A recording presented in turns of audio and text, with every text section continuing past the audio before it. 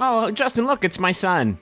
Oh, he's grown up so fast. He's my woolly son. No, he's very little. I don't know if you can tell. He's like littler than a broom. He's littler than a stool. Look at him. He's having a hard time with those steps just because of how little he is. The hard thing about this game for me would be to avoid eating him. Yes, I agree with you. Look at that. He saw a butterfly and he got scared because he's just a little wool man. He doesn't understand how the world works. There's another butterfly. He's going to kill that one. Watch. Nope, couldn't get him. Nope. Tried to whip him, couldn't get him with my Castlevania whip. This is Unravel, Justin. It's a new puzzle platformer from Coldwood, published by EA, and maybe you remember it from its reveal at EA's press conference last year, where I remember the world was enchanted. The world was enchanted and delighted by this beautiful red little monster. And it's out now on PS4, Xbox One, and PC. And I played a little bit of it. Arthur got up a review on Polygon, so if you want to know more, you can find it all there. It's a neat game. I've played maybe 2 hours of it now, and it's more of a puzzler than a platformer. I'm not like so sold on the platforming parts of it. It feels kind of like unpredictable in a way, which you don't really want in your platforming. But the puzzle stuff is really neat because you can do a lot of cool stuff with the yarn trail thing that follows you around. So you can see right now I'm like rappelling up the side of this bucket using my yarn that I leave behind me. Using your butt. I guess it used to be my butt, but now it's just some string. Okay, that's a weird way of looking at it, kind of fetus, but... So at any point, you can climb up any string that you have left behind. So you can use that to get up a wall that you just jumped down. You can use it to safely, like, climb down a wall if you don't know what's below you. You can swing on your butt like a lasso. You can do a lot of really cool stuff with it, and the game makes really good use of it to make these clever puzzles. So, like, you can also see at any point one of these, like, places where you can tie or throw a lasso up to, you can also tie your string onto, so you can use that to almost like create a little checkpoint for yourself. So if I fell down from here, I can just climb up to this little knot that I've made. How do you get the string back? So that is kind of the game's checkpoint system. You see that nail on that stump? That used to have a bunch of yarn on it, and every time you get that, you get more string onto yourself. Apparently later on in the game, I've run into like a couple things that make you deal with this, but you can run out of string, and at that point you just can't go any further, and you kind of have to backtrack and figure out how to take a more direct, more efficient route, without, tying knots. If you tie a knot to something, like, you're using up some string. But there's also, like, you have to think about, like, just sort of navigationally, like, if you twist yourself around like a bunch of pegs, then you're just wasting a lot of string, and you have to think about how to, like, be efficient about doing that. That part is, like, that's one of the big, like, broad puzzles of the game, because, like, you can't just run forward doing what you want. You have to think. You have to be very deliberate about your actions, which is neat. There's me getting more yarn up on my bod. Right. It can be really frustrating though, like backtracking and going back and undoing all of the things that you've been doing because you just found out that you don't have enough string to do it. It can be kind of a bummer. And according to Arthur's review, like that kind of keeps happening. But I'm kind of enamored with first of all, the personality of the game is like on point.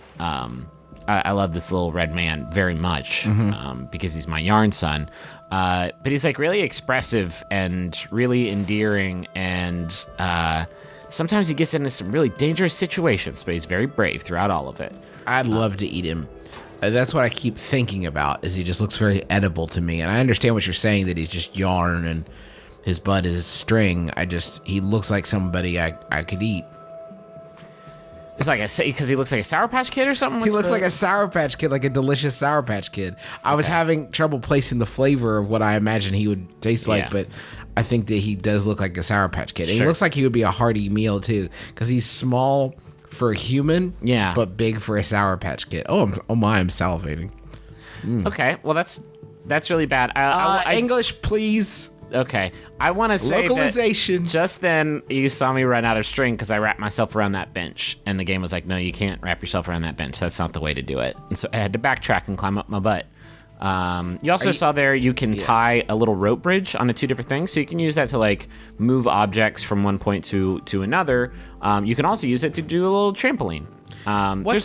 it does a lot of really neat stuff. Controls here is like are there a lot of like controls to think about? Because it seems like there would be a lot to consider. Not really. You have like a throw yarn button, which is like how you lasso and stuff, and then you have a climb yarn button, and then you just have a button to tie stuff off to. It's actually really easy to understand. Some objects are in the environment are climbable just natively, and they sparkle like that. This is another puzzle. There's some crabs that are going to straight up kill you. I've hit a couple segments that are like surprisingly hyper lethal. So I distracted him with an oyster or a clam or something. Crab looks great. Do you think when he was looking at that rope, he was envious? You thought it was like just another... Like, look how thick it is. I would love to have that sort of thickness in my ropes. Well, I don't know why a crab would have ropes. No, there was a rope wrapped around the pole. Open your eyes. I see what you're saying. That would be really upsetting, actually, if he was made of like thick ropes, like you would see on a boat or something. I don't know why you want to. I don't want to know why you want to uncute my perfect son. If he was going into battle. Yeah, no. If this was Battle Yarny, we would definitely want some thicker ropes on there. Do you have any questions about Unravel? Because so far you've just sort of talked about how you want to eat him and you wish he was made of thicker ropes.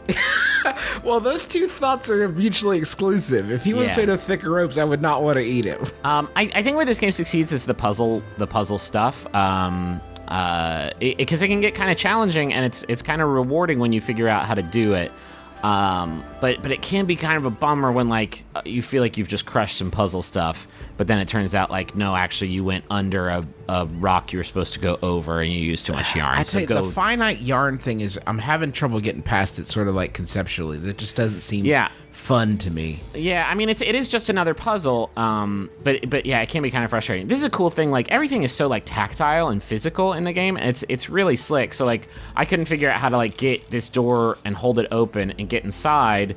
But then I figured like, oh, I can wrap it around that log and go through it. I don't know why it wouldn't wrap around the plank. It had to like be wrapped around this specific thing. It's neat though. It's a neat. Yeah, it's like a really, really neat solution to that puzzle. And then sometimes Yarny just really messes shit up. Just like really makes a mess of things. Like here I'm just stealing a boat and it's like, hey, Yarn Man. What's he trying to do, by the way? There's a whole storyline about like collecting memories and stuff like that in all these different picture books. It's nice. It's very quaint and charming. The music's great. The presentation's like great as a whole. Vengeance. No. Anyway, this is Unravel. It's out now. I think it's $20 on Xbox One, PlayStation 4, and PC. It's delightful. It's got some issues, but there is some delight to be had here. And he's gonna hug this fish, and I think oh my god, I want to eat that fish so bad. It's technically a Swedish fish. That is a Swedish fish, yeah. No, it's literally a Swedish fish. Oh.